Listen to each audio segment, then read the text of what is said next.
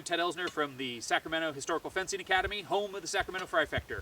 While we're all dealing with our social distancing kind of experiment at the moment, we figured we would make some videos to help you out with that solo practice, keep yourself active, and work through the apocalypse, frankly. Alright, so in our last video we talked about footwork and the importance of stance as it relates to footwork. Today, we're going to talk about the sword, in particular, what we're doing with it. Cutting, thrusting, those kind of actions. Right now, the cuts. We're going to start off in this video with the Oberhauw, a cut from above to below. Meyer, when he describes it, talks about it going through 3 guards, or Hut. The first one is the Oberhut, or the Vomtag above the head. Longort is the middle. Down at the bottom, we have Alder. We're going to go through those as well. We'll talk about them in particular detail later on. They're there, you'll see them. We're not going to dwell on them too much. So the first, when we're ready to prepare for our Oberhauw, what we want to do is take our sword, go up in the air with it.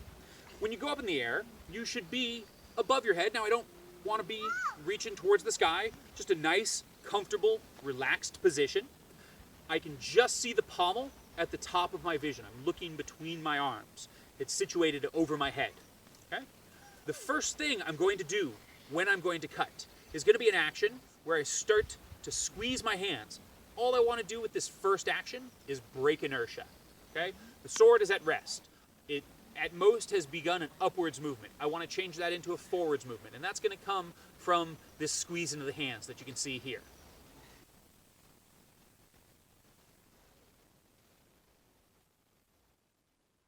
So I squeeze my hands, and I then want to cast my sword out in front of me, almost as though I'm throwing it above my target's head without letting go of it.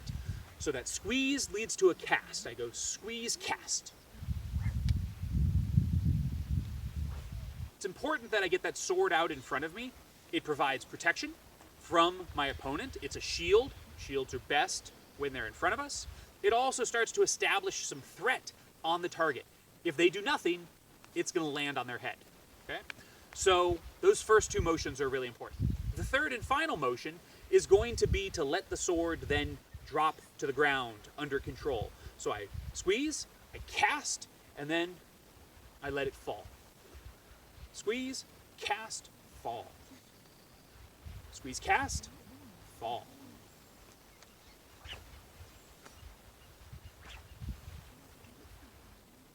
All the way through. A nice, smooth motion that reaches out long in front of us. It's really important that we reach long with this strike, but there are things that I have to watch out for. I don't want to lean forward. If it's going to pull me forward, it's going to pull me forward with a step. It's not going to pull me forward and break my structure. As soon as I lean forward, I'm losing a lot of power.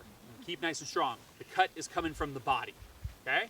So next, after we've practiced that action, as we go up with the sword, as we squeeze and cast, squeeze, cast, fall, we're going to work to smooth those out. Our first goal, crisp, distinct actions. Know the points in the path that we're trying to follow. The next action is to smooth it out and turn it into one motion, and then and only then are we going to worry about being quick and actually trying to speed things up. Don't go too fast too soon, guys. If you try and rush through it, you're going to get sloppy, you're going to practice sloppy, you're going to end up with really poor cuts that don't do a lot, have terrible edge alignment. Okay? So crisp, smooth, quick is going to be our #1 guiding principle. Okay, so we've learned to cut. Now we need to learn to step. Luckily, we've already done that before. If you didn't watch our previous video, really quick, let me show it to you again. Our passing step is done in 2 motions. The first motion is a tightening of the core, a rotation to our outside, where we bring our rear hip forward, we allow ourselves to pivot on the balls of our feet, and we basically twist forward while still looking straight ahead. Then we step. 2 motions. Twist, step. Our cut was 3 motions. Squeeze the fingers, cast the sword, let it fall. Here's now where we have to combine those 2 together. We have a basic rule. The sword, then the body, then the sword, then the body, then the sword. So our first action will be to squeeze the fingers. Our second action will be to turn the hip. Our third will be to cast the sword out long in front of us. And our fourth action will be to let it fall towards the ground. Again, right now, guys, we're breaking these down. We're intentionally putting breaks in a motion that should be a continuous thing from beginning to end. So, first, we're up in the air. We start to squeeze those fingers, breaking our inertia. We turn our hips to prepare our cut. We cast the sword forward in front of us. We let it pull us forward, establishing that threat on the target right above their head. And then and only then is it going to fall to the ground. Okay? So, 1, 2, 3, 4, 5. Start to do them crisp, then try and smooth them down. One of the first things to do is to smooth together actions 1, 2, and 3. So that we go fingers, hip, cast, and we go 1, 2, 3. 1, 2, 3. Now, let's get rid of the break between 2 and 3, so we turn this into a 2-action motion. 1, 2, 3, or 2. 1, 2. 1, 2. Okay? Practice that. Get rid of the break between the two. Feel comfortable with the cut. Then and only then should we actually try and get rid of it and turn it into a single motion from beginning to end, so that it goes